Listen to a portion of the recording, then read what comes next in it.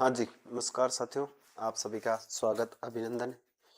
चलेगा, आज का अपना महत्वपूर्ण सेशन शुरू करते हैं।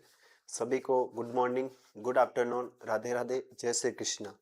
प्यारे साथियों, आज का अपना जो सेशन होगा राजस्थान ज्योग्राफी के जो अपने बहुत ही मोस्ट इम्पोर्टेंट क्वेश्चन है उसको मैं आपको जो है पूरा डिटेल से सॉल्व करवा रहा हूँ। और ये क्लास प्यारे साथियों राजस्थान के जितने भी कम्पिटिटिव एग्जाम है उसके लिए काफ़ी बेहतरीन क्लास है, काफ़ी इम्पोर्टेंट सेशन है। तो सभी विद्यार्थी अपने सभी साथियों को क्लास को शेयर कर दीजिएगा और अपने साथ 11 बजे प्रतिदिन आपको लाइव जुड़ना है। चलिए हम शुरुआत करते हैं आज के हमारे पहले प्रश्न की। और पहला प्रश्न आप सभी के सामने स्क्रीन पर है।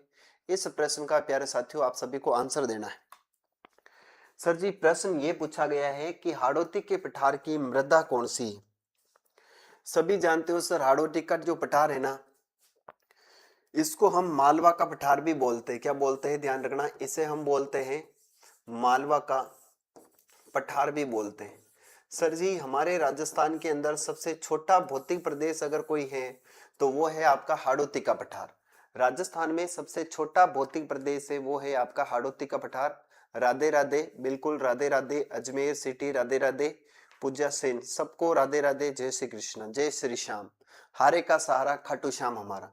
मेरे प्यारे साथियों, यहाँ पर जो प्रश्न है ये ध्यान रखना, हाड़ौती का पठार राजस्थान का सबसे छोटा पठार माना जाता है। यहाँ पर रेतीली मिट्टी है, मध्यम काली मिट्टी है, भूरी मिट्टी है या फिर पीली मिट्टी है। यानी किस प्रकार की मिट्टी हमारे इस राजस्थान के हाड़ौती के पठार में पाई जाती है। देखो, हाड़ौती का पठार प्यारे साथियों ये विंध्याचल की जो पहाड़ियां है ना उसका हिस्सा है। विंध्याचल की जो पहाड़ियां हैं उन पहाड़ियों का क्या है, ध्यान रखना, ये हिस्सा है। मालवा का पठार है उसका हिस्सा है। सर जी, ये जो है ना हाड़ौती का पठार, इसमें तो मध्यम काली मिट्टी पाई जाती है। और ध्यान रखना ये जो है ना ये जो है ना दरारें पड़ जाती है इसके अंदर। ऐसा ऐसा लगता है इस मिट्टी के अंदर कि भाई साहब ये गीली होने पर तो बहुत ज्यादा चिपचिपी हो जाती है और सूखने पर इसके अंदर बड़ी बड़ी दरारें पड़ जाती है। यानी स्वतः जुती हुई कृषि, स्वतः जुती हुई जो कृषि है वो काली मिट्टी को कहा जाता है। और इसके अंदर सबसे ज्यादा मेरे प्यारे साथियों ध्यान रखना कपास होता है। और इसमें अफीम की जो खेती होती है ना, अफीम, वो भी इसके अंदर होती है। सर जी, ये बहुत ही इंपॉर्टेंट मिट्टी है, ये भी आपको ध्यान रखना है। ठीक है जी, राम राम, बिल्कुल राम राम, सभी साथियों का राम राम स्वीकार है भैया। ठीक है, देखो रेतीली बलुई मिट्टी जो है ना ये हमारे मरुस्थल में पाई जाती है। मरुस्थल के अंदर पाई जाती है, यानी पश्चिमी राजस्थान के अंदर जो मिट्टी पाई जाती है वह कौन सी मिट्टी है, तो वह रेतीली बलुई मिट्टी है। सर जी, अगले प्रश्न की ओर चलते। अगला हमारा प्रश्न है, प्रश्न नंबर कहता है कि रेत के अर्धचंद्राकार टिल्लों को कहा जाता है। रेत के जो अर्धचंद्राकार टिल्ले होते हैं उसको हम क्या बोलते हैं, आपसे प्रश्न पूछा गया है। और इस प्रश्न का सभी विद्यार्थी आंसर देंगे और सभी विद्यार्थी इस क्लास को अपनी अपनी को सभी शेयर करेंगे भैया, क्योंकि ये क्लास सिर्फ और सिर्फ आपके लिए लगाई गई है। तो थोड़ा सा फर्ज बनता है आप लोगों का कि हम सर क्लास को शेयर करेंगे, आपको क्लास को शेयर जरूर करना है। देखो यहाँ पर पूछा गया है रेत के अर्धचंद्राकार, यानी इस प्रकार के जो बालू का स्तूप बनते हैं उसको हम क्या बोलते हैं। इस प्रकार के जो बालू का स्तूप बनते हैं सर जी, इसको हम बोलते हैं, क्या बोलते हैं, इसको हम बोलते हैं सर जी बरखान। ये वाले जो भाग है ना, इस वाले भाग को हम क्या बोलते हैं, बरखान बोलते हैं। सर जी, राजस्थान में अगर सबसे कोई भयावह अगर कोई आपके बालू का स्तूप है तो वो बरखान ही है। कौन है, बरखान ही है, जो ध्यान रखना है आपको। सर जी, हाई कोर्ट में भूगोल नहीं आएगी, आपने थंबनेल में हाई कोर्ट क्यों लगाया है। देखो, राजस्थान जीके पूछा गया है ना, राजस्थान जीके पूछा गया है। और राजस्थान जीके में ऐसा नहीं है कि आपके ज्योग्राफी के प्रश्न नहीं आएंगे, क्योंकि ज्योग्राफी एक भौगोलिक विषय है और भूगोलिक विषय में आपकी सारी चीजें इसके अंदर आ जाती हैं। तो ये थोड़ा सा आप ध्यान रखना है। चलिए आगे बात करते हैं। सर जी, इसका राइट आंसर तो होगा बरखान। जबकि ध्यान रखना, राजस्थान में सबसे जो आपके विनाशकारी होते हैं वो कौन है, तो बालू का स्तूप है, वो आपके कौन से हो जाएंगे, विनाशकारी जो बालू का स्तूप है ना वो आपके कौन से हो जाएंगे, ध्यान रखना, वह है आपके बरखान है। सर जी, खादर क्या होता है, और एक होता है बांगर। खादर और बांगर दो चीजें हैं, ध्यान रखना। बांगर का मतलब होता है पुरानी जो जलोढ़ होती है उसे हम बांगर बोलते हैं, और नवीनतम जो जलोढ़ होती है ना, मिट्टी होती है, उसे हम क्या बोलते हैं, ध्यान रखना, उसे हम खादर कहते हैं। सर जी खडीन जैसलमेर के अंदर पाई जाने वाली अस्थायी झीलें हैं, और पालीवाल ब्राह्मण जो है वो खडीन कृषि करते हैं। बबूलिया यानी ग्रीष्म ऋतु के अंदर जो धूल भरी आंधियां चलती हैं उसको हम क्या कहते हैं, बबूलिया बोलते हैं, ध्यान रखना।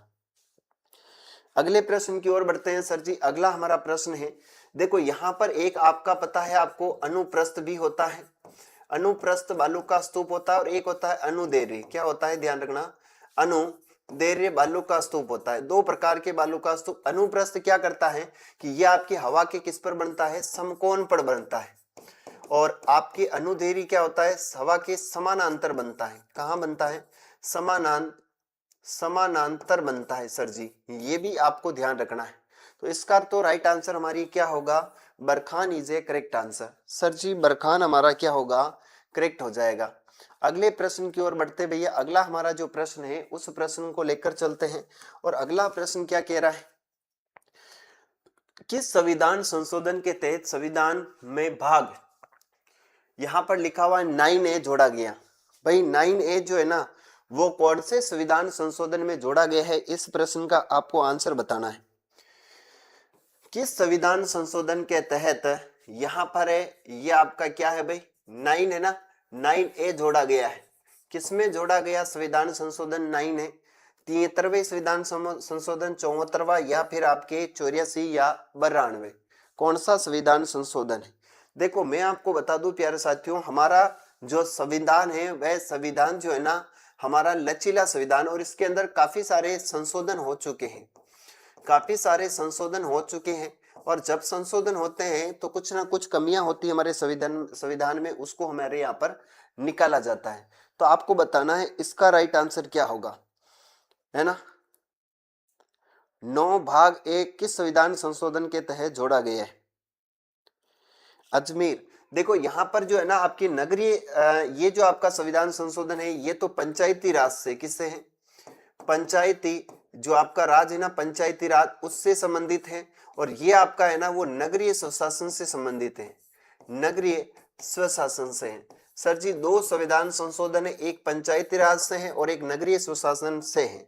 सर जी 92वां संविधान संशोधन ये भाषा से संबंधित है, और इसके अंदर कुछ भाषाओं को जोड़ा गया था 92वां संविधान संशोधन 2003 के अनुसार। तो यहाँ पर जो हमारा राइट आंसर होगा वो होगा 74वां संविधान संशोधन के तहत यहाँ पर काम किया गया है। सर जी ये भी काफी इंपॉर्टेंट है कि हमारा जो संविधान है ना वो संविधान लागू कब हुआ, तो ध्यान रखना ये हुआ था 26 जनवरी 1950 को हमारा संविधान लागू हुआ था।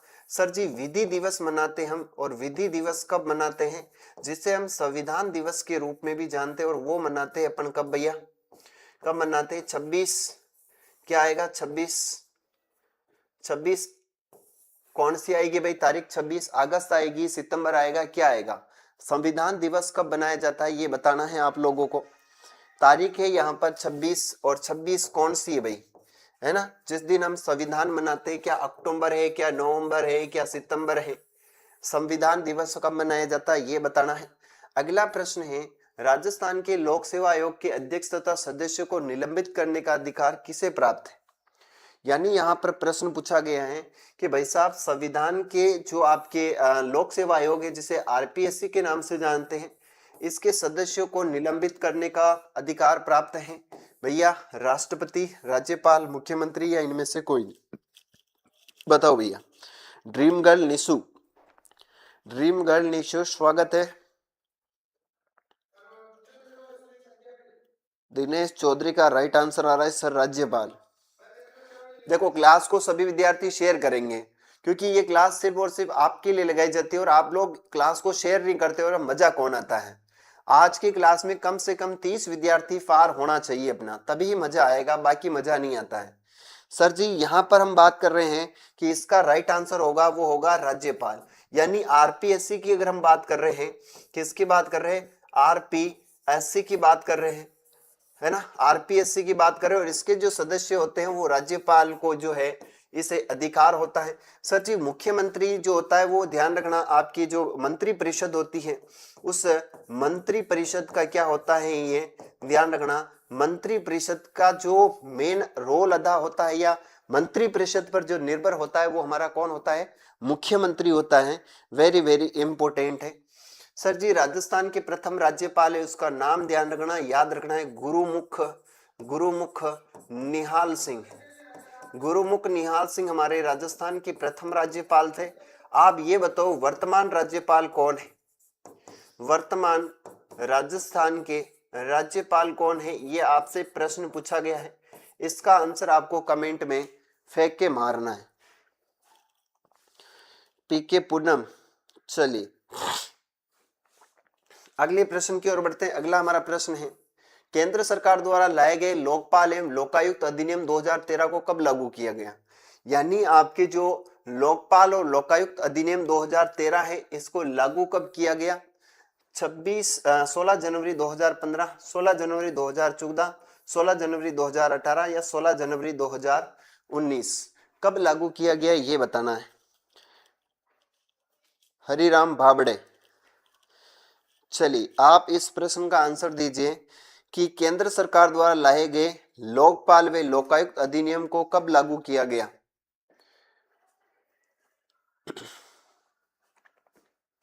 सर जी इसे लागू किया गया है 16 जनवरी, कब किया गया, 16 जनवरी 2015, 14 या आपके 18 या 19 है, कब लागू किया गया बताना है।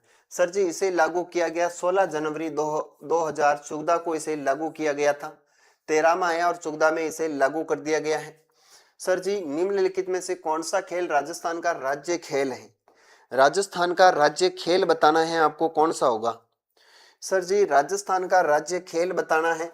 उसके बाद कुछ जो राजस्थान के प्रतीक चिन्ह आते हैं उन प्रतीक चिन्हों की अगर हम बात करें तो वेरी वेरी इंपॉर्टेंट हो जाता है। सर जी प्रतीक चिन्ह में हम बात करते हैं, एक तो है हमारा खेल है, एक हमारा पुष्प है, एक हमारा ध्यान रखना है वो आपका वृक्ष है, और एक हमारा यहाँ पर हम देखें तो नृत्य है, एक अगर हम देखें प्यारे साथियों नृत्य है, एक हमारा यहाँ पर देखें तो वाद्य यंत्र भी है भैया, वाद्य यंत्र है। सर जी दूसरा हमारा यहाँ पर आता है राज्य कवि है, कवि कौन है ये भी बताना है। यहाँ पर हम देखें सर जी हमारे गीत हैं, वो गीत कौन से हैं, यानी इन चीजों के बारे में आपको कमेंट में फेंक के मारना है, कुछ प्रतीक चिन्ह से संबंधित है। सर जी राज्य खेल तो हमारा बास्केटबॉल है, कौन सा है ध्यान रखना, बास्केटबॉल हमारा राज्य खेल है। पुष्प हमारा रोहिड़ा है, कौन है, रोहिड़ा है। सर जी वृक्ष हमारा खेजड़ी है, नृत्य हमारा घूमर है। सर जी वाद्य यंत्र कौन है तो ध्यान रखना अलगोजा, अलगोजा। सर जी कवि कौन है तो सूर्यमल मिश्रण है, ध्यान रखना है भैया सूर्यमल मिश्रण है। गीत कौन सा है, केसरिया बालम, केसरिया बालम आओ नी पधारो मारे देश। सर जी पक्षी कौन सा है तो पक्षी है ध्यान रखना गोडावण, कौन हो जाएगा गोडावण पक्षी। सर जी पशु कौन सा है तो पशु जो है ना वो आपके है चिंकारा और ऊंट है, चिंकारा प्लस क्या हो जाएगा ऊंट। Change right mode will clear content, नहीं करना है हमें चेंज, कहाँ है डिस्टर्ब कर रहा है भैया।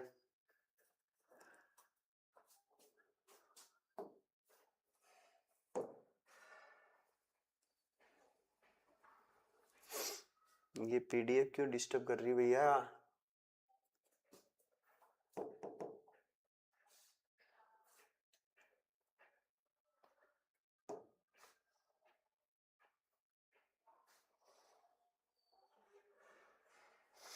चलिए आगे बढ़ते हैं। यहां पर हम थे, सारी चीजें अपनी चल रही थी भैया, लेकिन बीच में पीडीएफ पता नहीं क्या हो गया इसके। चलो भैया सारी चीजें मैंने लिख दी थी, आगे बढ़ते हैं। इसका राइट आंसर होगा वो होगा बास्केटबॉल, क्या होगा बास्केटबॉल होगा। आगे चलते हैं, नेक्स्ट प्रश्न की ओर बढ़ते हैं। गोडावण को राजस्थान का राज्य पक्षी किस वर्ष घोषित किया गया है। गोडावण को राज्य पक्षी कब घोषित किया गया है, 81 है, 91 है, 83 है या फिर 78 है।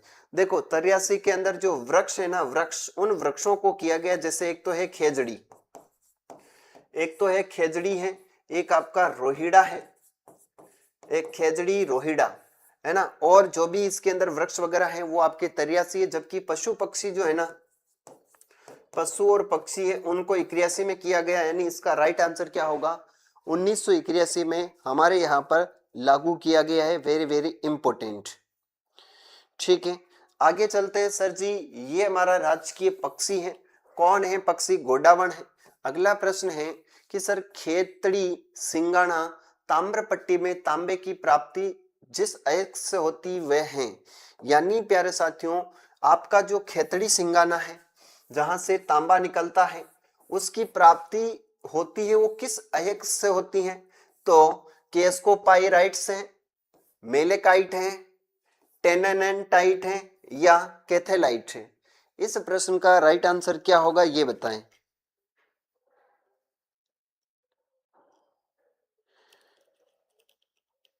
भैया इसका प्रश्न, इस प्रश्न का आंसर बताना है। मेलेकाइट खेतड़ी सिंगाना तांबे की प्राप्ति जिस अयस्क से होती है, यानी तांबे की प्राप्ति कौन से अयस्क से होती है? तांबे की प्राप्ति किस अयस्क से होती है?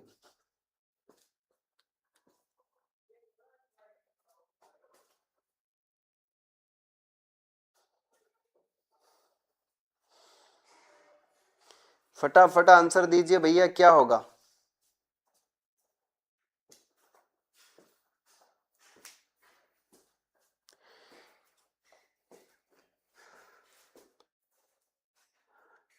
देखो इसके अंदर है ना, आपको तांबे की प्राप्ति के प्रमुख अयस्क हैं उसको आपको ध्यान रखना है सर जी। एक होता है इसके अंदर चालको पाइराइट्स, क्या होता है ध्यान रखना, चालको पाइराइट्स ये होता है, और एक होता है आपका इसके अंदर वो होता है मेलेकाइट। क्या होता है ध्यान रखना, मेलेकाइट होता है, मेलेकाइट। तो इसमें ये चालकोहाइट तो है नहीं है, तो इसका राइट आंसर क्या होगा, वो होगा मेलेकाइट। क्या होगा, malachite is a right answer. लेकिन सर जी आप तो इसमें जो है वो आपका केस्कोपाइराइट्स बता रहे हो, तो भैया इसके अंदर अयस्क नहीं है। तांबा प्राप्ति के प्रमुख अयस्क हैं चालकोपाइराइट्स हैं, बोर्नाइट हैं, मेलाकाइट हैं, एचुराइट हैं, क्यूप्राइट हैं। ये थोड़ा सा ध्यान रखना है। आगे चलते हैं। राजस्थान का कौन सा उद्यान जापानी ढंग से बना हुआ एकमात्र उद्यान है? यानी जापानी उद्यान बताना है आपको, कौन सा भाई साहब? सहेलियों की बाड़ी सर जी उदयपुर में है, संग्राम सिंह जी ने इसका निर्माण करवाया था अपनी पुत्री शकुंतला के लिए, शकुंतला के लिए कराया था। रामनिवास बाग, जयपुर है, छत्रविलास या चंबल उद्यान है? इस प्रश्न का आंसर क्या होगा, फटाफट से आपको आंसर देना है। बताए भैया इसका राइट आंसर क्या होगा? सर जी राजस्थान का कौन सा उद्यान जापानी ढंग से बना हुआ एकमात्र उद्यान है, ये बताना है। आंसर दो रे भैया, क्या राइट आंसर होगा? देखो सहेलियों की बाड़ी हो नहीं सकती है, इसमें एक ही उद्यान है जिसको हम बोलते हैं रामबाग। रामनिवास बाग जो है वो आपका इसके अंदर राइट आंसर होगा, रामनिवास बाग। सर जी ये कहां पर है? तो ये जयपुर के अंदर है। कहां पर है? जयपुर के अंदर बना हुआ है, जो वेरी वेरी इंपॉर्टेंट है, ध्यान रखिए। अगले प्रश्न की ओर चलते हैं। अगला हमारा प्रश्न है भैया, किस देश की सहायता से राजस्थान का अणुशक्ति गृह स्थापित किया गया है? अणुशक्ति जो आपका केंद्र है वो किसकी सहायता से स्थापित किया गया है? इटली, जर्मनी, अमेरिका या कनाडा? इस प्रश्न का आंसर बताना है, क्या राइट आंसर होगा भैया?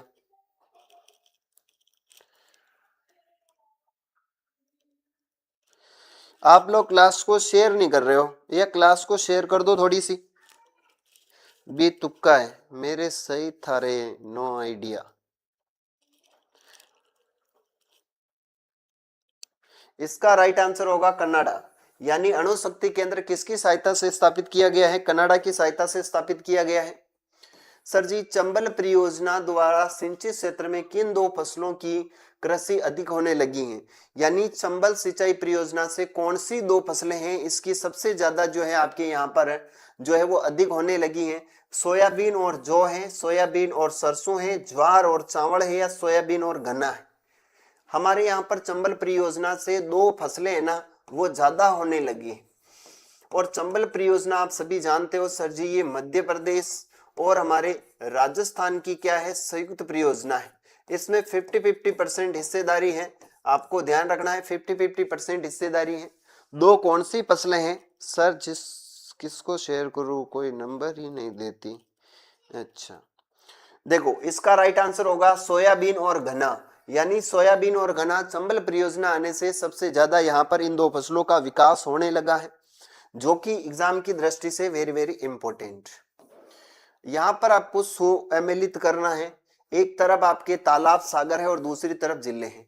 नवलखा सागर है, छापर ताल है, ताल छापर है ना, ताल छापर है, और आपका शाही तालाब शाही है, और भोपाल सागर है।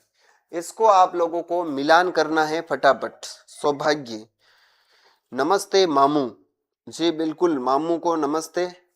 चलिए भैया देखो, यहां पर हम बात करते हैं कि सर जी भोपाल सागर तो चित्तौड़गढ़ के अंदर है, यानी 4 के अंदर हमें 3 ढूंढना है। यहां पर हो नहीं सकता है, यहां पर हो नहीं सकता, यानी 2 जगह 3 है। सर जी बात करते हैं ताल छापर जो है ना, ये हमारे कहां पर है, चूरू के अंदर है, यानी 2 के अंदर हमें 4 ढूंढना है। यहां पर 4 है नहीं है, तो इसका राइट आंसर होगा वो होगा 2, 4, 1 और 3। 2, 4, 1 और 3, यानी बूंदी, बूंदी के बाद 4, 4 के बाद होगा धौलपुर, और फिर हो जाएगा हमारा चित्तौड़गढ़ और चूरू। आगे चलते हैं। राजस्थान के कौन से जिलों में उच्चतम एवं निम्नतम शताब्दी जनसंख्या वृद्धि दर 2001 से 2011 के मध्य अंकित की गई है? इस प्रश्न का आंसर बताए क्या होगा? Happy Valentine day. Okay, happy Valentine day भैया। देखो, राजस्थान के कौन से जिले में उच्चतम है ना जनसंख्या वृद्धि दर हुई और निम्नतम दशीय जनसंख्या वृद्धि दर यहां पर आपको बतानी है। तो न्यूनतम कहां थी और उच्चतम कहां थी, है ना? उच्चतम आपके बाड़मेर में थी और न्यूनतम आपके कहां थी, श्री गंगानगर। उच्चतम बाड़मेर में है और न्यूनतम कहां थी, श्री गंगानगर।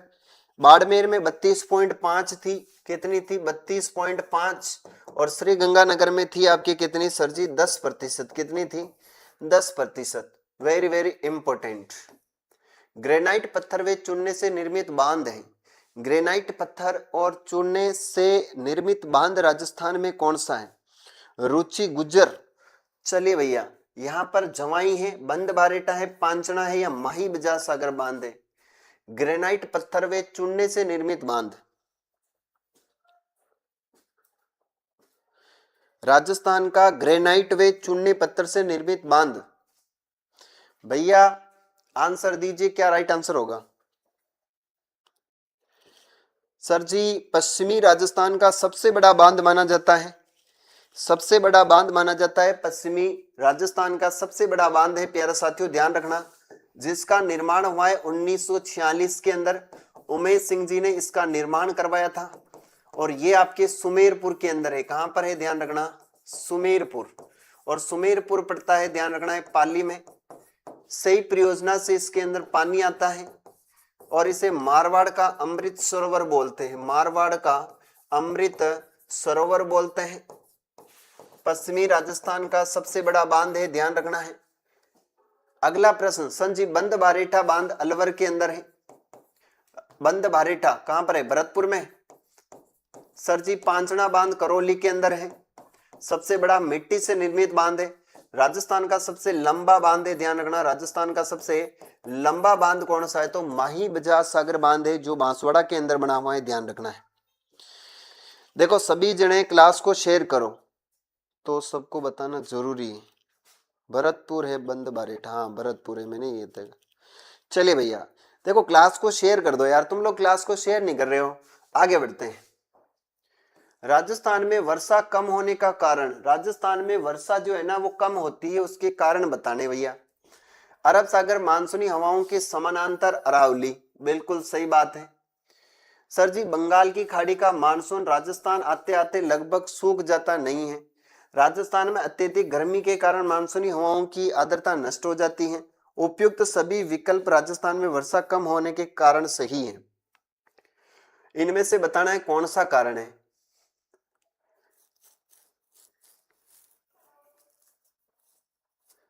इनमें से कौन सा कारण सही है बताना है, कम वर्षा होने के लिए कौन सा कारक सही है,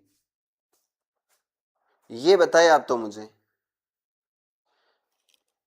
देखो यहां पर ये कह रहा है कि अरब सागर का जो मानसून है ना, इसके अरावली पर्वतमाला जो है ना, वो क्या है, अरावली समांतर अरावली पर्वतमाला, बिल्कुल अरावली इस प्रकार से समांतर है, जिसके कारण हमारे राजस्थान में क्या होती है, वर्षा कम होती है। बाकी बंगाल की खाड़ी से तो मानसून राजस्थान में होती है, सबसे ज्यादा बारिश होती है ना, तो ये तो गलत बता रखा है। अत्यधिक गर्मी ये भी गलत है, यानी इसका राइट आंसर होगा पहला। पहला इज ए करेक्ट आंसर, ध्यान रखना। किसको करो शेयर मामो, एक दो है जो भी बंद कर दिए संपर्क। भाई साहब आज तो वैलेंटाइन डे, आज मुझे लगता है कि सारी छोरियां बेचारी घूमने के लिए गई अपने बीएफ के साथ, कहीं ना कहीं किसी ओयो होटल के अंदर होगी, है ना। भैया आगे बढ़ते हैं। राजस्थान की नदियां उसके जिलों के संदर्भ में असंगत बताना भैया। माही नदी है बांसवाड़ा डूंगरपुर, बिल्कुल सही है। लूणी नदी है अमेजन जोधपुर है, और बनास से आपके भीलवाड़ा टोंक, और चंबल नदी है कोटा भीलवाड़ा। इसका राइट आंसर बताना है सर, क्या होगा? ऑल होगा, ऑल नहीं होगा भैया, ऑल नहीं होगा। ऑल कैसे हो जाएगा रे, बताएं।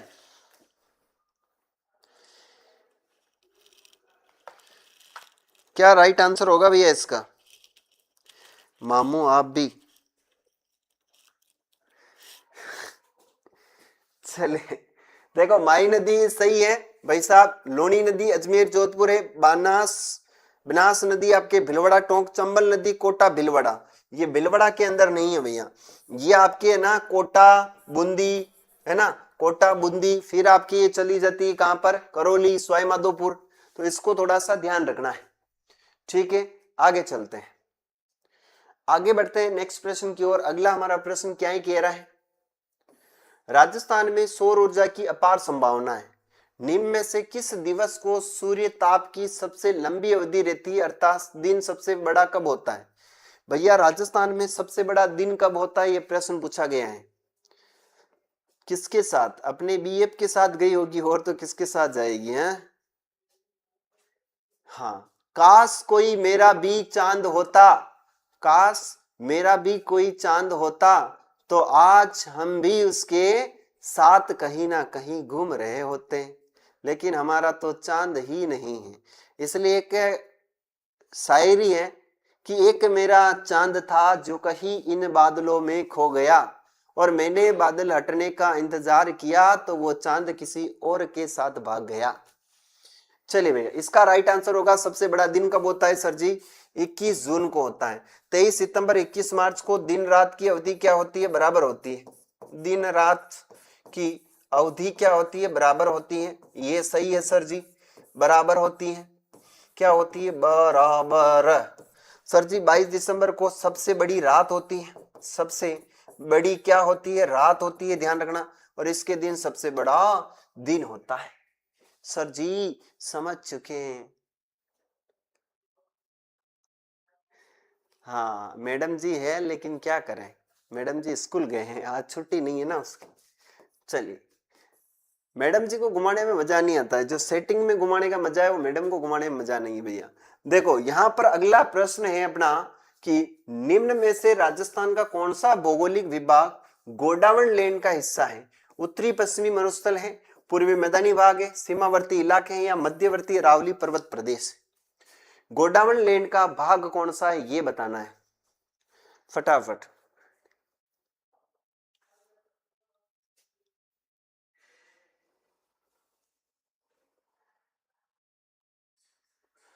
देखो राजस्थान का हिस्सा है गोंडवाना लैंड का, गोंडवाना लैंड, 33 सागर, गोंडवाना लैंड, और 33 सागर, गोंडवाना लैंड, 33 सागर और गोंडवाना लैंड आता है। तो इसके अंदर हमारा क्या आ रहा है? पहला है 33 सागर है, फिर आपकी अरावली है जो गोंडवाना लैंड है, फिर 33 सागर है, और फिर गोंडवाना लैंड है। तो इसका राइट आंसर क्या होगा भैया? इसका राइट आंसर होगा अपनी अरावली। क्या होगी? अरावली पर्वतमाला है, क्योंकि ये जो है ना, जैसे 4 भाग हमने किए हैं। एक तो हमने किया है थार का मरुस्थल, ये आपके किसका भाग है, ये आपके तैतीस सागर का भाग है। सर जी 33 सागर के बाद अरावली जो है वो गोंडवाना लैंड का भाग है, मैदानी भाग 33 सागर का और दक्षिणी पूर्वी गोंडवाना का। तो यहाँ पर आपके जो है वो गोंडवाना लैंड का भाग पूछा गया है, तो वो कौन सी हो जाएगी, अरावली हो जाएगी, जो वेरी वेरी इंपॉर्टेंट है। मामू अपन तो रशियन वाले हैं अच्छा रशियन है, चलिए भाई साहब। ये प्रश्न है, भूरी बलुई मिट्टी राजस्थान में सर्वाधिक मात्रा में पाई जाने वाली मिट्टी है, इससे संबंधित सही तथ्य कौन सा भाई। भूरी बलुई मिट्टी पूछी है और इसमें से सही तथ्य आपसे पूछा गया है। सही तथ्य है भूरी बलुई मिट्टी में 85 से 90% तक बालू होती है। इस मिट्टी में जीवाश्म एवं चूने की मात्रा कम होती है। इस मिट्टी में बाजरा, मोठ, ज्वार आदि उगाए जाते हैं। उपयुक्त सभी हैं। बताए भैया क्या होगा।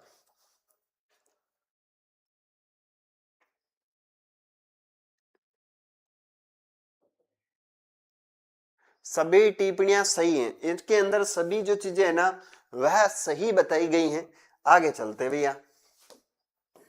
उदयपुर जिलों की नगरी कहलाता है। उदयपुर में बहुत सी जिले हैं, निम्न में से कौन सी झील उदयपुर शहर में नहीं है। ऐसे प्रश्न आते भैया आजकल, ऐसे प्रश्न आते हैं आजकल कि उदयपुर को हम जिलों की नगरी कहते हैं। बिल्कुल कहते हैं। उदयपुर में बहुत सी झीलें हैं, बिल्कुल है। निम्न में से कौन सी झील उदयपुर शहर में नहीं है। डायरेक्ट ही पूछ लेता उदयपुर में कौन सी झील नहीं है। पिचोला, फतेह सागर, स्वरूप सागर या अमर सागर। बताओ सर जी सभी जिले यानी तीनों है, लेकिन अमर सागर कहाँ है, जैसलमेर में है। अमर सागर झील कहाँ है, ध्यान रखना, जैसलमेर के अंदर है। और यहां पर राजस्थान का प्रथम पवन ऊर्जा संयंत्र संचालित है। ध्यान रखना। आगे चलते हैं।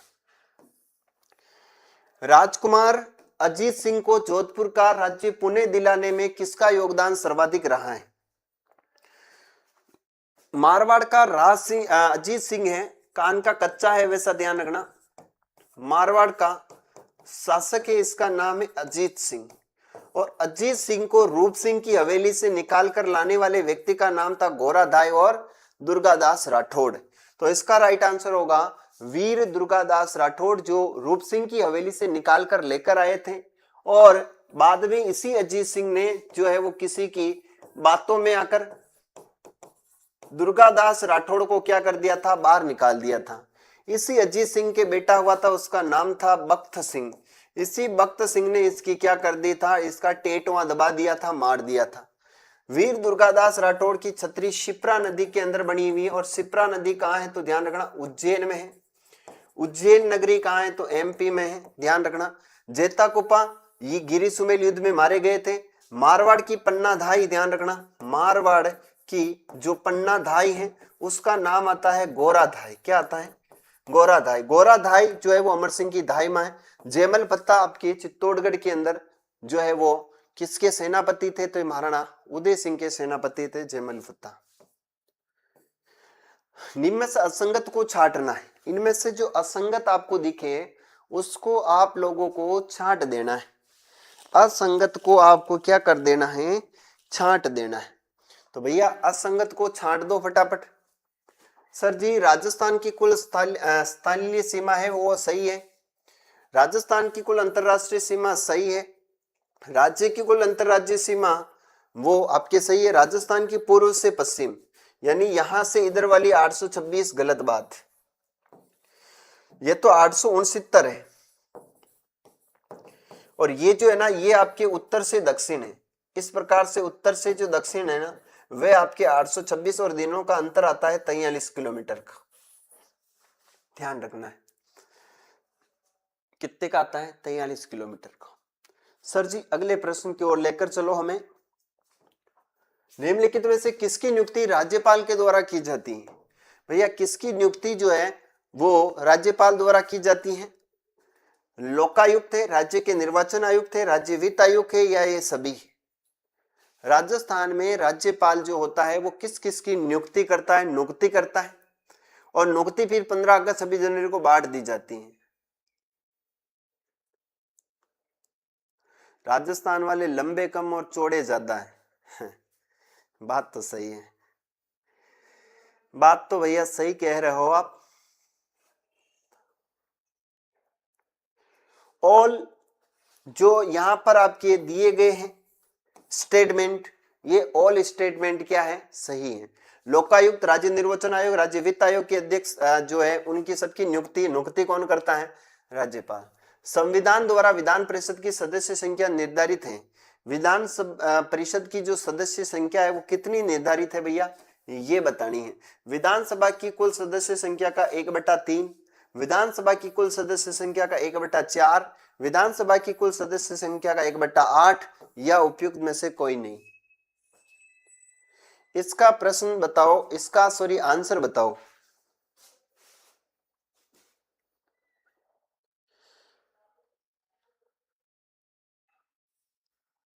विधान परिषद की सदस्य संख्या निर्धारित है।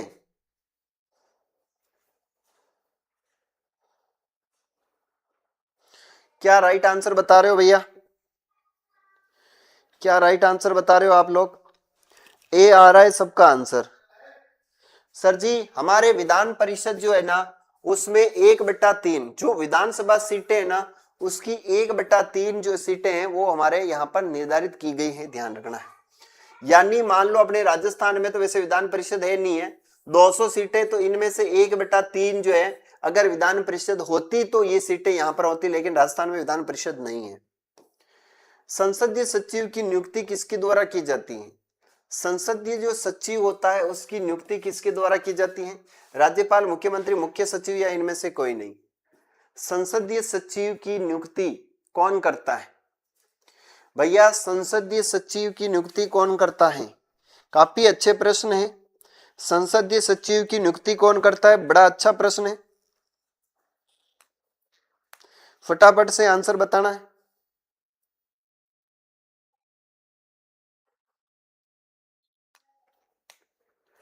बताए भैया। सर जी इसकी जो नियुक्ति है वो कौन करता है? तो सर जी इसकी नियुक्ति करता है मुख्य सचिव। कौन करता है? ये आपके लोकसभा राज्यसभा वाला प्रश्न है, ध्यान रखना। और इसकी नियुक्ति कौन करता है? मुख्य सचिव करता है। जो आपकी लोकसभा राज्यसभा की बात करते हैं तो सर सीएम बता रहे हो। रोम रोम बहनों भाइयों, गोरी ना गोरी। चलिए इसकी ना मुख्य सचिव करता है, जो आपके केंद्र सरकार का एक बड़ा अच्छा पद है। सर जी किस ओलंपिक पदक विजेता का संबंध राजस्थान से है? ओलंपिक पदक है उसका संबंध जो है वो हमारे राजस्थान से है। राज्यवर्धन सिंह राठौर, कर्णम मलेश्वर या फिर लिएंडर पेस या सुशील कुमार है? कौन होगा बताएं? मुख्यमंत्री होगा 100%। अच्छा मुख्यमंत्री होगा क्या? ठीक है, उस प्रश्न को हम वापस ले लेंगे, कोई दिक्कत नहीं है। राज्यवर्धन सिंह राठौड़, वैसे ये आपके अभी जो है वो मंत्री भी हैं, ध्यान रखना है, खेल मंत्री। किस वर्ष में गुरु वशिष्ठ पुरस्कार शुरू किया गया? गुरु वशिष्ठ पुरस्कार कब शुरू किया गया? ये वही गुरु वशिष्ठ है जो कि आपके माउंट आबू के ऊपर क्या कर रहे थे? सम्मेलन कर रहे थे। तो भैया बताओ इसका राइट आंसर। गुरु वशिष्ठ पुरस्कार कब शुरू किया गया?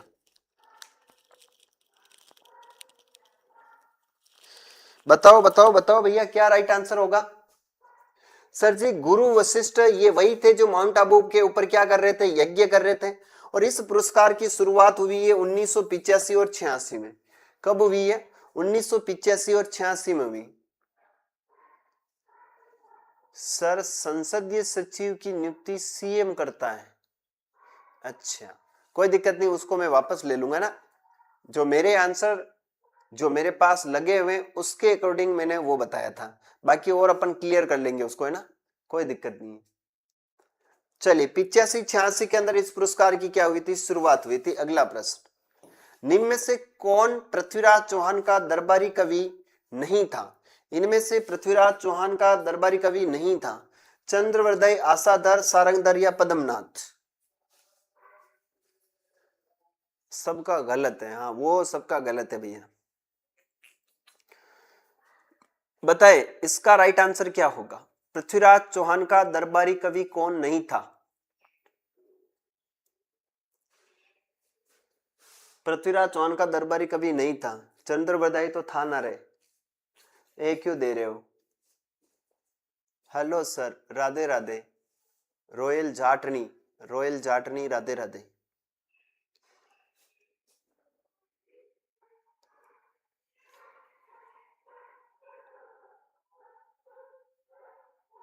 बताओ भैया पृथ्वीराज चौहान के दरबारी कवि, आंसर दो फटाफट।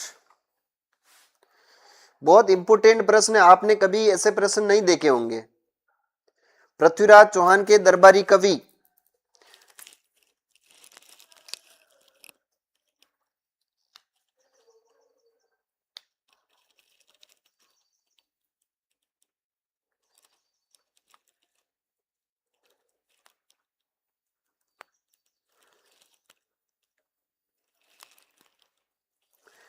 चलिए भैया इसका राइट आंसर बताए क्या होगा? डी पद्मनाथ। बी तुक्का है।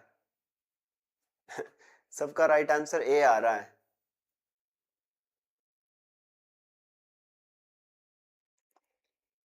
देखो यहां पर राइट आंसर इसका होगा वो सारंगधर होगा। क्या होगा? सारंगधर। ये इसमें सारंगधर होगा। बाकी इसके अंदर और मैं ना क्लियर करके आपको बताता हूं कमेंट में ना, जो आपके कमेंट होंगे उसके अंदर इसका क्लियर करके मैं आंसर बताता हूं। बाकी चंद्र बरदाई था, आसाधर भी थे और पद्मनाथ भी थे। सारंगधर के बारे में थोड़ा सा क्लियर कर लेना। आगे चलते हैं। वह कौन सा युद्ध है जिसे कर्नल जेम्स टोड द्वारा मेवाड़ का मैराथन कहा गया है? मेवाड़ का मैराथन किसे कहा गया है?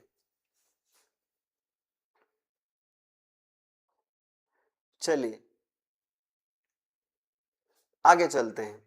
सर जी मेवाड़ का जो मैराथन बोला गया है वो किसे बोला गया है? यानी वो बोला गया हल्दी घाटी, दिवेर है, कुंभलगढ़ है या बयाना? बयाना का युद्ध हुआ था 1527 में, ध्यान रखना है ना। 1526 है भैया। और दिवेर का युद्ध हुआ था आपके 1583 या 82 बता देना। हल्दी घाटी का युद्ध हुआ था 1576 में। और ये कहा गया है दिवेर के युद्ध को, किसको बोला गया? दिवेर के युद्ध को कहा गया है, जो वेरी वेरी इंपोर्टेंट। अगले प्रश्न की ओर बढ़ते हैं। चलो दिल्ली मालो फिरंगी के नारे किस सैनिक छावनी में दिए गए? चलो दिल्ली मारो फिरंगी कौन सी सैनिक छावनी में ये आपके दिया गया है, ये बताना है। सर जी 82 है, ओके 1582 है, ठीक है। दिवेर का युद्ध, यहां पर हमारी जो एरिनपुरा सैनिक छावनी थी ना, इसके अंदर आपके ये नारा दिया गया चलो दिल्ली और मारो फिरंगी। सबसे ज्यादा विद्रोह हुआ था, ध्यान रखना है यहाँ पर, सबसे ज्यादा क्या हुआ था? विद्रोह। जबकि सबसे बड़ी सैनिक छावनी कौन सी है, ध्यान रखना। सबसे बड़ी जो सैनिक छावनी नसीराबाद, इसमें शुरुआत हुई थी 28 मई 1857 को, क्रांति की शुरुआत हुई। नीमच में शुरुआत हुई थी आपके 3 जून को, ध्यान रखना है। और कोटा में हुई थी 15 अक्टूबर, 15 अक्टूबर को शुरुआत हुई। वेरी वेरी इंपोर्टेंट है। आगे चलते हैं। सर जी भारत में 10 मई को 1857 की क्रांति हुई थी। और हमारे भारत राजस्थान में जो 1857 क्रांति है, उस समय पॉलिटिकल एजेंट था मिस्टर जॉर्ज, क्या नाम था उसका? कई नाम हो रहे भैया अपने पॉलिटिकल एजेंट। 1857 की क्रांति का पॉलिटिकल एजेंट कौन था, ये बताओ आप मुझे। नाम आता तो बोल गयो। बिजोलिया किसान आंदोलन निम्न में से किस का संबंध नहीं रहा? साधु सीताराम, विजय सिंह, रामनारायण चौधरी या मोतीलाल तेजावत? सिंपल प्रश्न है।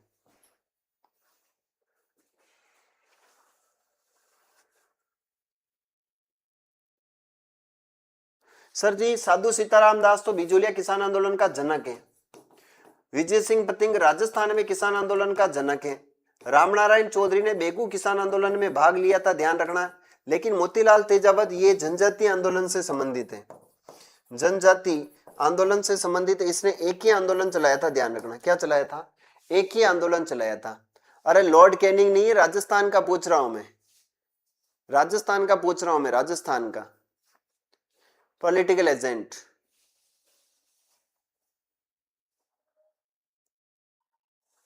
चलिए आगे चलते हैं नेक्स्ट प्रश्न की ओर। राजस्थान का एकीकरण के प्रथम चरण में गठित मत्स्य संघ में सम्मिलित रियासतें व ठिकाने कई कौन है? A B C D. और आपको जोड़ना है यहां पर, आपको जोड़ना है यहां पर नी। नी का मतलब होता है N. A B C D N, A B C D N. तो भरतपुर अलवर धौलपुर करौली, भरतपुर अलवर धौलपुर कोटा, अलवर धौलपुर करौली कोटा। ना बताओ इसका राइट आंसर क्या होगा? हाँ, George Patrick Lawrence. Lawrence Bishnoi नहीं था, पैट्रिक लॉरेंस था।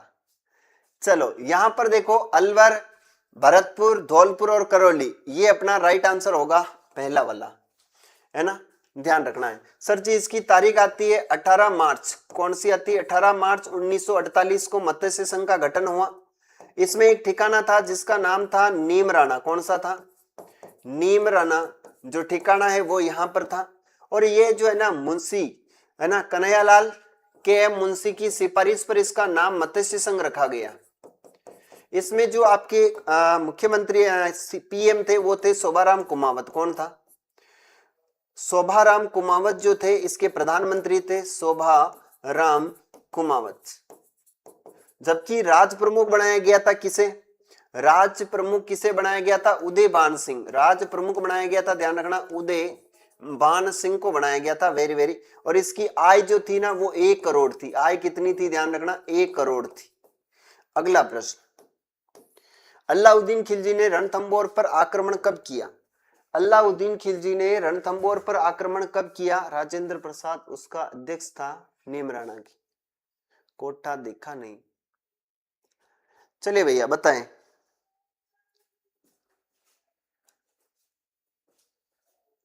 देखो रणथंबोर ये सवाई माधोपुर में, कहां पर है? ध्यान रखना, सवाई माधोपुर के अंदर है। यहां का शासक था, उसका नाम था हमीरदेव चौहान। हमीरदेव चौहान। यहां पर आक्रमण किया था अलाउद्दीन खिलजी ने, और ये किया था 1301 में। और ये था राजस्थान का जल जौहर, प्रथम जल जौहर था। रंगा देवी ने यहां पर क्या किया था? जल जौहर किया है। इसका कारण क्या था कि अलाउद्दीन खिलजी के 2 विद्रोही थे जिसका नाम था मोहम्मद शाह। क्या नाम था? ध्यान रखना, मोहम्मद शाह। और एक का नाम था कहबरू। इन दोनों को शरण दे दी थी, और शरण देने के कारण यहां पर इसको शाखा होना पड़ा भैया, ध्यान रखना।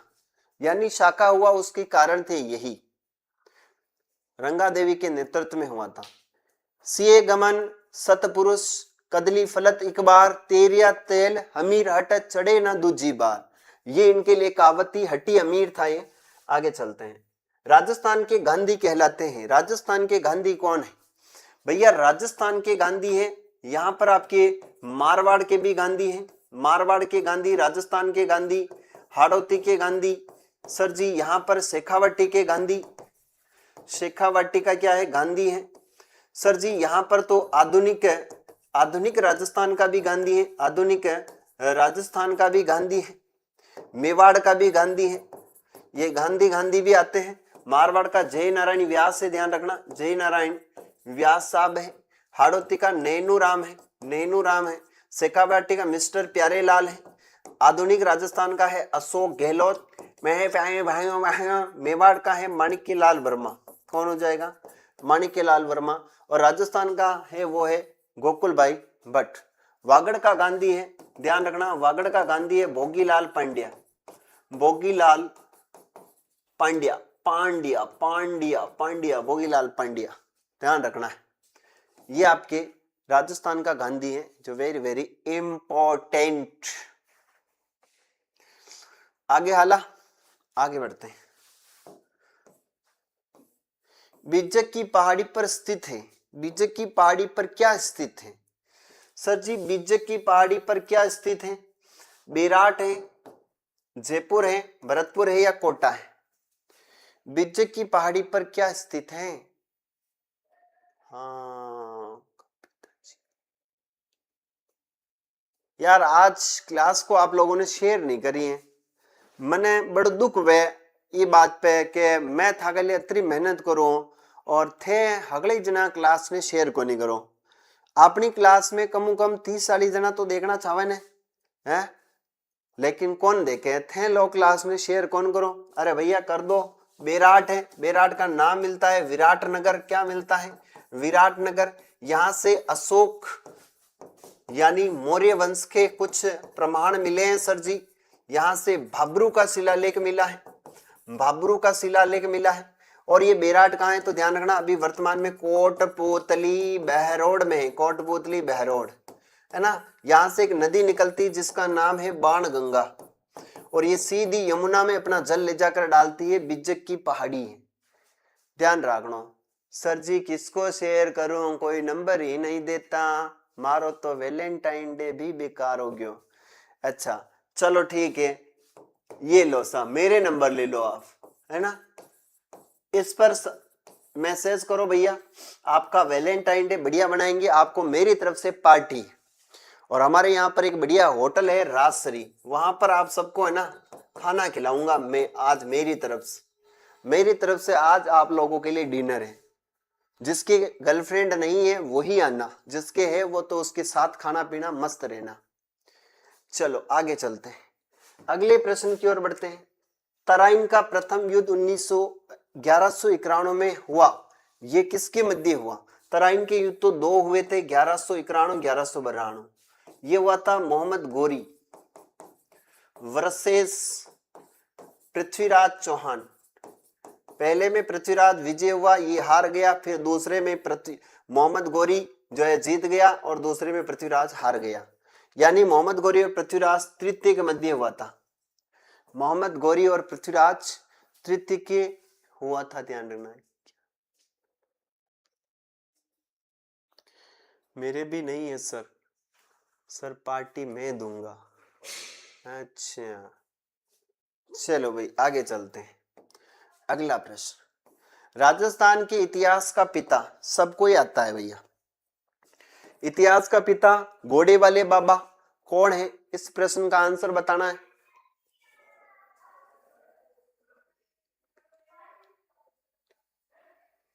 बेचारा बिना जीएफ के पार्टी वैसे आप जीएफ के बिना पार्टी तो लेनी पड़ती है।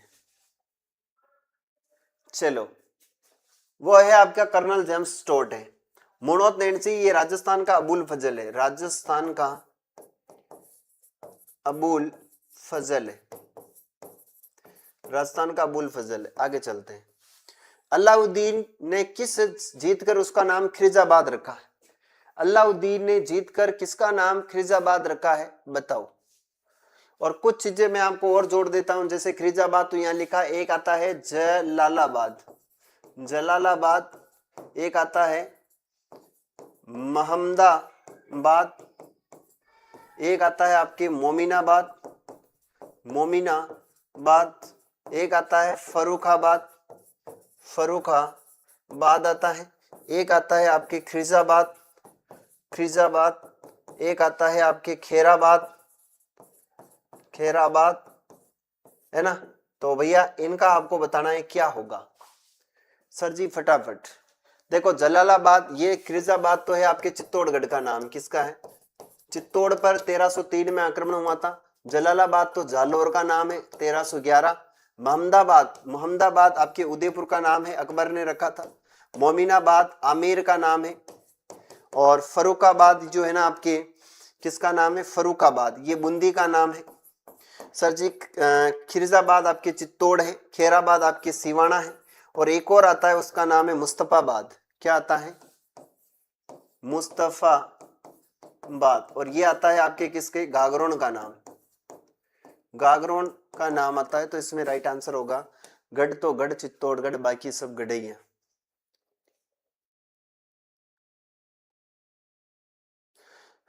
चलिए आगे बढ़ते हैं, मुस्तफाबाद।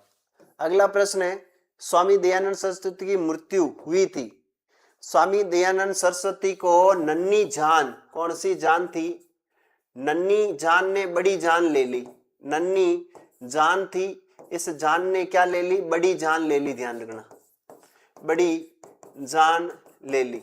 जसवंत सिंह जी के दरबार में नन्ही जान बड़ी अच्छी रहती थी, और 1883 की बात है, मारवाड़ आए थे तो इनको जहर दे दिया, तो इनकी मृत्यु है वो अजमेर में हुई थी। क्या हुई थी? अजमेर के अंदर इनकी क्या हो जाती है? मृत्यु हो जाती है, जो वेरी वेरी इंपॉर्टेंट। इन्होंने परोपकारिणी सभा की स्थापना करी थी मेवाड़ के अंदर, है ना। इन्होंने परोपकारिणी सभा की स्थापना करी थी मेवाड़ के अंदर, ध्यान रखना है। अगला प्रश्न, वृहद राजस्थान के प्रधानमंत्री कौन थे? वृहद राजस्थान के प्रधानमंत्री बताना है। सर जी, वृहद राजस्थान के प्रधानमंत्री कौन थे? इस प्रश्न का आंसर दीजिए। वृहद राजस्थान के प्रधानमंत्री, देखो कुछ पीएम में लिख देता हूं, राजस्थान की जो एकीकरण हुआ है उसके पीएम है, प्रधानमंत्री हैं। वो आता है शोभा गो मणि हीरा ला। सर जी, ये शोभा गो मणि हीरा ला क्या है? तो पहला है शोभाराम कुमावत, शोभाराम कुमावत, और यहां से गो से हो जाएगा गोकुललाल भटनी है, गोकुललाल असावा है, गोकुललाल क्या है ध्यान रखना, असावा है। मणि से है माणिक्य लाल, माणिक्य लाल है। ही से है हीरा लाल। ये आपके मत्स्य संघ का है, पूर्व राजस्थान संघ है, संयुक्त राजस्थान संघ है और वृहत राजस्थान संघ है। तो वृहत राजस्थान संघ के है आपके कहा हीरालाल शास्त्री। कौन हो जाएगा? हीरालाल शास्त्री। हीरा बेटा, हीरा बेटे, हाँ चलो भाई। टीकाराम पालीवाल राजस्थान के प्रथम मनोनीत सीएम है, ध्यान रखना, मनोनीत सीएम है, सीएम के बाद उप मुख्यमंत्री बने। राजस्थान के प्रथम जो निर्वाचित मनोनीत जो सीएम है, राजस्थान के जो मनोनीत सीएम है वो हीरालाल शास्त्री है, ध्यान रखना। अगले प्रश्न की ओर बढ़ते हैं। किसी गांव के पास पड़ाव डालने पर राज्य की सेना है तो भोजन के लिए गांव के लोगों से वसूल की जाने वाली लाग।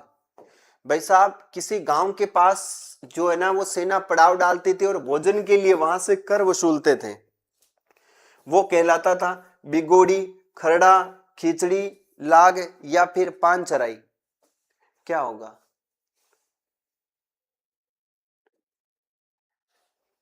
बताओ। हीरा बेटे हैं?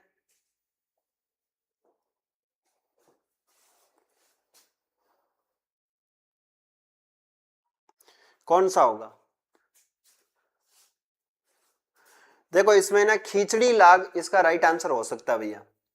आप बता रहे हो बिगोड़ीन खरड़ान, भोजन के लिए खिचड़ी लाग लगाया जाता था, इसका राइट आंसर होगा खिचड़ी लाग। बाकी आप सब और देख लेना ना, खिचड़ी लाग क्या होता है, ये भोजन के लिए लगाया जाता है। आजादी के दीवाने किस स्वतंत्रता सेनानी के क्या है आपके रचना है?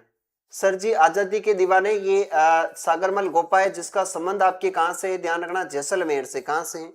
जैसलमेर से है, जैसलमेर से है। और इन्होंने लिखा है ध्यान रखना आजादी के दीवाने, आजादी के दीवाने लिखा है इन्होंने जैसलमेर में गुंडा राज लिखा है, जैसलमेर में क्या लिखा है? गुंडा राज। इन्होंने लिखा है रघुनाथ सिंह का मुकदमा, रघुनाथ सिंह का क्या लिखा है? मुकदमा। ये आपके सागरमल गोपा है, जिनको जेल के अंदर मिट्टी का तेल डालकर जला दिया गया था, ध्यान रखना।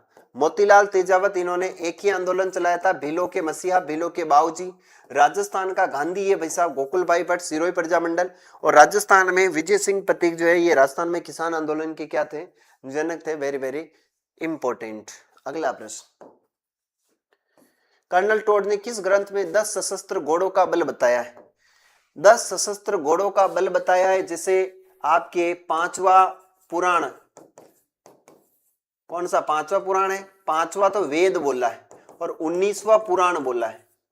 19वां पुराण और 5वां क्या था? वेद था, 5वां वेद। और ये लिखने वाला है पृथ्वीराज राठौड़, पृथ्वीराज राठौड़ ने लिखा है, गागरोड दुर्ग में लिखा है ना। तो उसका नाम है वैली कृष्ण रुक्मणीरी। क्या लिखा है? वैली कृष्ण रुक्मणीरी लिखा है। सर जी, सीईटी का एग्जाम कब होगा? सीईटी का एग्जाम भी हो जाएगा, टेंशन मत लो। चलो सर जी, विशल देव रासो किसने लिखा है ये कमेंट करके बताएं। नरपति नाले ने लिखा है या सोमदेव ने लिखा है? नरपति या सोमदेव। किसने लिखा है? बिशल देव रासो। रोटी रानी राजविलास, बता देना बिशल देव रासो किसने लिखा है? मेवाड़ के शासक एकलिंग जी को अपना इष्टदेव एवं स्वयं को उसका दीवान मानते हैं। इनका मंदिर कहाँ है? यानी सीधा सा अर्थ है एकलिंग नाथ जी का मंदिर कहाँ है? एकलिंग नाथ जी का मंदिर कहाँ है? सीधा सा अर्थ है एकलिंग नाथ जी का मंदिर कहाँ है? बिशल देव रासो नरपति नाले ने लिखा है।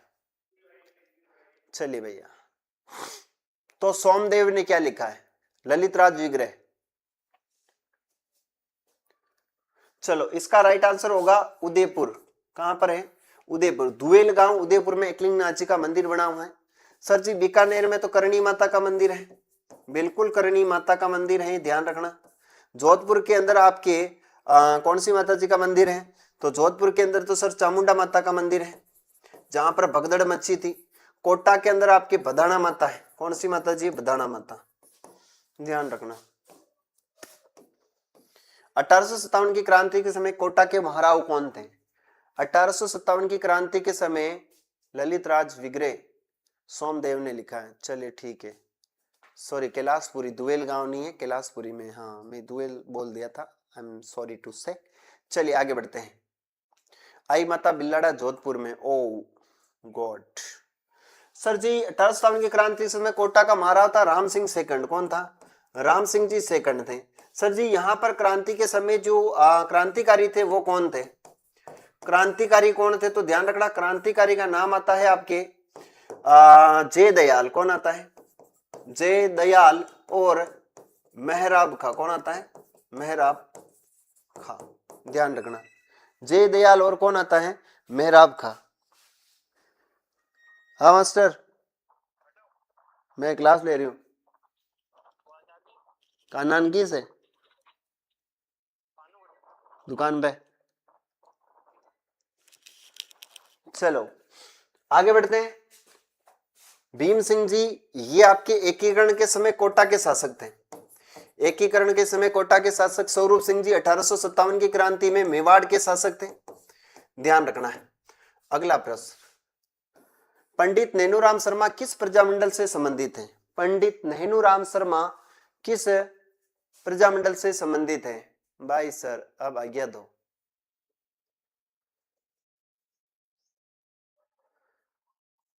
चलिए बताए। किया राइट आंसर होगो, सी लगाओ। नैनूराम कोटा बूंदी, यानी ध्यान रखना कोटा और बूंदी जो है ना ये प्रजामंडल था। बूंदी का 1931 में गठन हुआ था, ध्यान रखना है। और कोटा का कब हुआ था? 1939 में हुआ था, ध्यान रखना है। उदयपुर का 1938 में गठन हुआ था प्रजामंडल। और करौली कब हुआ था? है ना, ABC करौली का भी कब हुआ था? 1938 में हुआ था। आगे चलते हैं सर जी। अलाउद्दीन खिलजी ने चित्तौड़ अभियान के समय वहां का शासक था। चित्तौड़गढ़ पर आक्रमण किया अलाउद्दीन खिलजी ने, तो राणा सांगा, प्रताप सिंह, कुंभा, रतन सिंह था। यानी यहाँ का कौन था? भैया आज्ञा है, जाइए वैलेंटाइन मनाइए, अपनी अपनी को लेकर जाइए बढ़िया अच्छे से, लेकिन सुरक्षित जगहों पर ही जाइएगा। ऐसे जंगल में मंगल मत कर लेना भैया, वरना फंस जाओगे, है ना। तो थोड़ा सा ध्यान रख के ही जाना भाई अपनी गर्लफ्रेंड को लेके। राणा रतन सिंह था 1303 के अंदर भैया ये शाखा होता है पद्मिनी के लिए अलाउद्दीन खिलजी आया था, खिरजाबाद नाम रखा था। कानड़ देव कहाँ का शासक था भैया?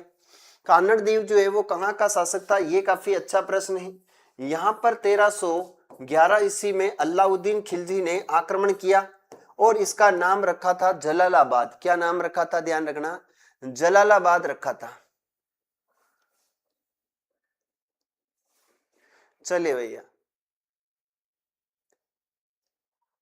तो जालोर का होगा। कहां से होगा? ध्यान रखना, जालोर से होगा। कहां से होगा? जालोर से होगा, ठीक है।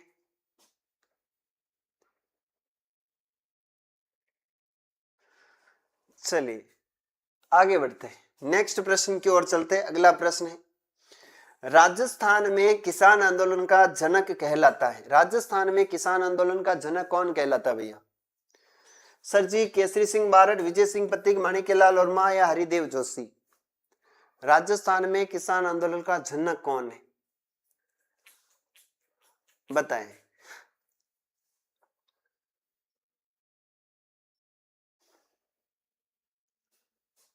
विजय सिंह पथिक राजस्थान में किसान आंदोलन का जनक है। इनको टोटगढ़ जेल के अंदर बंद रखा गया था। इनका नाम भूप सिंह था, फिर बदलकर इन्होंने क्या कर दिया, इन्होंने बदलकर कर दिया है भाई साहब विजय सिंह पथिक। केसरी सिंह बारड ये शाहपुरा से संबंधित है, ध्यान रखना। इन्होंने चेतावनी रा चुंगटिया लिखा है। माणिक्यलाल वर्मा ये आपके मेवाड़ प्रजामंडल है, और हरिदेव जोशी जिन्होंने आपकी संभागीय व्यवस्था को पुणे शुरू किया था 26 जनवरी 1987 को। संप सभा की स्थापना गोविंद गुरु ने की। संप सभा का वह अधिवेशन जिसमें अंग्रेजी सेना की गोलीबारी में 1500 आदिवासी स्त्री पुरुष घटनास्थल पर मारे गए। मानगढ़ पहाड़ी अधिनियम, उदयपुर, सिरोही या डूंगरपुर? कौन सा अधिवेशन होगा ये बताएं। सीसीटीवी क्या होता है, मतलब आज की होटल में लगे होते हैं। हाँ देखो थोड़ा सा ये भी आपके लिए जान लेना, आजकल क्या हिडन कैमरे लगे होते हैं। क्या लगे होते हैं, ध्यान रखना। हिडन जो कैमरे होते हैं ना, वो कैमरे आजकल होटल के अंदर लगे होते हैं, और आपकी बड़ी अच्छी सी एमएमएस बन जाएगी। एमएमएस भाई बन जाती है भैया, क्योंकि होटल वाले हिडन कैमरे लगा कर रखते हैं। उससे होता क्या है कि आप तो जाओगे, आप तो रंग में होंगे, आपको तो पता नहीं रहेगा एक्चुअल में यहाँ पर क्या लगा हुआ है क्या नहीं लगा हुआ है, लेकिन आपकी सारी हरकतें इस हिडन कैमरे के अंदर, यानी आपका बन जाएगा एमएमएस। और जब एमएमएस बनेगा और आप जब सर्च करोगे उसमें आपका खुद का वीडियो आएगा तो चौंक जाओगे भाई साहब ये क्या हो रहा है। इसलिए अगर आपको कहीं कोई घूमने जाना है तो विशेष सिक्योरिटी का ध्यान रखें, विशेष वहां पर ये देख ले कि ऐसी कोई घटनाएं हमारे जो है इस क्षेत्र में हो तो नहीं रही पहले, तो थोड़ा सा विचार कर लेना फिर जाना। बाकी जंगल भी बहुत अच्छा था, जंगल बुरा नहीं है, लेकिन सोशल मीडिया का जमाना है, लारे बेचारे को जंगल में कोई बातचीत कर रहा हो तो भी आजकल अपन देखते ही हैं सोशल मीडिया पे किस प्रकार से उनको वायरल कर दिया जाता है। तो भाई साहब थोड़ा सा बच के आगे चलते हैं। अगला सर जी मानगढ़ पहाड़ी हत्याकांड है। यहाँ पर 1500 भील मारे गए थे। बूंदी किसान आंदोलन का नेतृत्व किसने किया है? सर जी बूंदी यानी ब्रड किसान आंदोलन क्या है ये है ब्रड किसान आंदोलन है। सर जी यहाँ पर एक कांड हुआ था जिसका नाम है डाबी कांड। कौन सा कांड है? सर जी डाबी कांड हुआ था इसमें, और इसके अंदर भैया बहुत सारे लोग मारे गए, जिसमें आपका कौन था, एक तो आपके देवीलाल जी थे और एक आपके कौन था भैया? सर जंगल में डर लगता है जी। चलिए आगे चलते हैं। तो भैया यहाँ पर राइट आंसर होगा वो होगा नेनूराम शर्मा। कौन होगा? नेनूराम शर्मा। कौन हो जाएगा? नेनूराम शर्मा, हाड़ौती का गांधी कहते हैं। अगला प्रश्न, अच्छा डाबी कांड कब हुआ ये बताओ। यहाँ पर आपके देवीलाल गुज्जर है, ध्यान रखना, देवीलाल गुज्जर है, जो क्या हुआ था यहाँ पर शहीद हो गया था। और यहाँ पर किसने गोलियां चलाई ये भी बता देना, गोलियां किसने चलाई, हाँ ये भी बता देना भैया। चलिए आगे बढ़ते हैं। अगला प्रश्न है, अकबर ने 1567 में जब चित्तौड़ पर आक्रमण किया उस समय शासक कौन थे? 1567 में जब अकबर ने आक्रमण किया उस समय चित्तौड़ का तीसरा शाखा हुआ था, ध्यान रखना, चित्तौड़ का थर्ड शाखा हुआ। उस समय कौन था? 2 अप्रैल 1923। ठीक है भैया। चले उस समय था महाराणा उदय सिंह। कौन था? महाराणा उदय सिंह उस समय शासक था।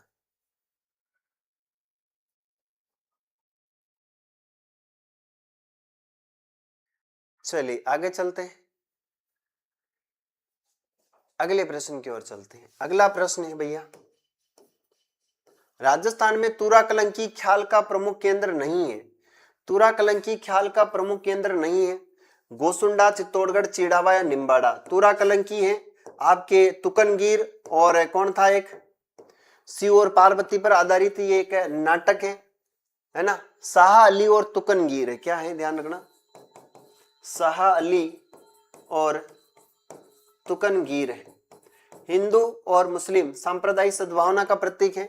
ये चिड़ावा झुंझुनू का नहीं है भैया, चिड़ावा का नहीं है ना। बाकी ये गोसुंडा, इसमें उत्पत्ति स्थल मानी जाती है चित्तौड़ और निम्बाड़ा। ये आपके राइट आंसर है भैया। ठीक है, गुज्जर साहब, कविता, रुचि गुज्जर, अनीता, भैया सबके आंसर आ रहे हैं, बढ़िया है। आगे चलते हैं सर जी। अगला प्रश्न है, राजस्थान में गुड़ला त्योहार किस मास में मनाया जाता है? गुड़ला महोत्सव कौन से त्योहार में मनाया जाता है? ये कौन से महीने में आता है? वैशाख, भाद्रपद, चैत्र या आपकी श्रावण में आता है? गुड़ला महोत्सव कब मनाया जाता है? कितने क्वेश्चन है सर जी? क्वेश्चन तो बहुत सारे हैं। इस पीडीएफ के अंदर क्वेश्चन है 310, पूरे के पूरे इतिहास, ज्योग्राफी, पॉलिटिकल साइंस सारे के सारे हैं। 310 क्वेश्चन है ना। इसके अंदर आपकी क्या है, कला संस्कृति भी है, इसमें भूगोल भी है, इसमें इतिहास भी है, और इसमें राज्य व्यवस्था भी है, और इसमें करंट अफेयर भी है। तो इसका राइट आंसर क्या होगा? यानी गुड़ला महोत्सव आपके चैत्र माह में मनाया जाता है। किसमें मनाया जाता है? चैत्र माह में। कविता जी शाम तक चलेगी, हाँ, जब तक आप लोगों को जुड़े रहोगे तब तक चलेगी। मोठड़े की पगड़ी किस अवसर पर पहनी जाती है? मोठड़े की जो पगड़ी है वो किस अवसर पर पहनी जाती? होली है, दशहरा है, विवाह है या गणगौर है? चलवा दो, चलवा दो। पवन सिंह जी, कविता जी, आप क्या बात करती हो कविता जी। मोठड़े की पगड़ी कब पहनी जाती है सर जी? मोठड़े की पगड़ी हम पहनते हैं विवाह के अवसर पर। अच्छा ये बताओ, मदील पगड़ी कब पहनी जाती है? मदील, मदील की पगड़ी कब पहनी जाती है ये बता देना। और एक आती है केसरिया पगड़ी, केसरिया पगड़ी, ये तो पहनी जाती है विवाह के अवसर पर। ओम चढ़ा पेन पेन के घुमा घुमा के समर्पयामि स्वाहा, ऐसे बोलते हैं मंत्र। चलो भाई साहब, शादी। अगला प्रश्न, राजस्थान के सिरोही क्षेत्र का एकमात्र नृत्य जो बिना वाद्य यंत्र के किया जाता है। मदील दशहरे के दिन पहनी जाती है, और केसरिया आपके युद्ध भूमि में जाते समय पहनते हैं। सर राजस्थान में सिरोही क्षेत्र का एक नृत्य है जो बिना वाद्य यंत्र, लूर है, वालर है, कूद है या मांदड़ है? कौन सा होगा? युद्ध में केसरिया पहनते हैं, बिल्कुल।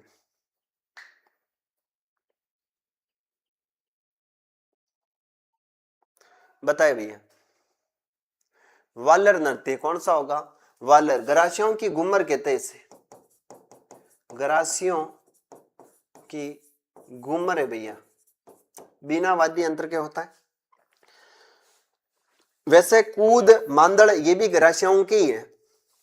आगे चलते हैं। राजस्थान का प्रथम मंदिर जिसमें निर्माण तिथि अंकित है, यानी राजस्थान का तिथि अंकित मंदिर कौन सा है? राजस्थान का तिथि अंकित मंदिर बताना है आपको। तिथि अंकित मंदिर कौन सा है? बारडोली का शिव मंदिर, शीतलेश्वर मंदिर या नाथद्वारा या आपके चार भुजा मंदिर? Manish Berwa, good afternoon sir, good afternoon. चलो, शीतलेश्वर महादेव मंदिर है जो तिथि अंकित मंदिर है। बारडोली के शिव मंदिर कोटा चित्तौड़ की सीमा पर है, गुर्जर प्रतिहार शैली में। श्रीनाथजी का मंदिर नाथद्वारा में, और चार भुजा ये आपके गढ़बोर में। कहां पर है? गढ़बोर, राजसमंद के अंदर, ध्यान रखना, चार भुजा नाथ जी। अगला प्रश्न, राजस्थान में आलम जी का धोरा कहां स्थित है? आज का अपना सेकंड लास्ट क्वेश्चन है। आलम जी का धोरा धोरीमना, धोरीमना पड़ता है बाड़मेर में। ये धोरीमना जो है ना, ध्यान रखना, धोरीमना ये आपके घोड़ों का तीर्थ स्थल है। घोड़ों का क्या है? तीर्थ स्थल है, ध्यान रखना, तीर्थ स्थल। यहाँ पर घोड़े चार धाम की यात्रा पे जाते हैं। घोड़ा शीतलेश्वर है झालावाड़ में, बिल्कुल।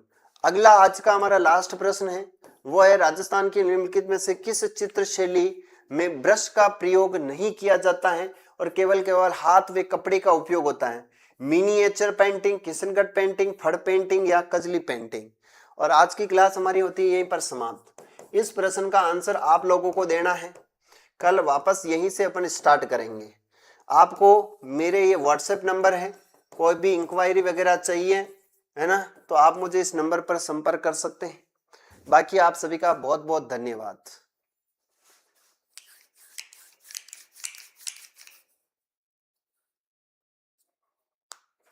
चलिए अभी के लिए इतना ही, मिलते हैं अगला सेशन में। तब तक आप भी अपनी वाली को घुमा के ले आओ, है ना, थोड़ी सी लॉन्ग ड्राइव पर ले जाके ले आओ, बेचारी कहीं वेट कर रही होगी आप लोगों का। सर जी मैं घुमाने कैसे लेके जाऊं, मेरी जेब में तो पैसे ही नहीं है। भैया पैसे नहीं है तो बिना पैसों के तो भैया घुमाना नहीं ले जा सकते हैं ना। हाँ चलिए सर, लाइव के टाइम क्या है, 11 बजे, 11 बजे, 11 बजे।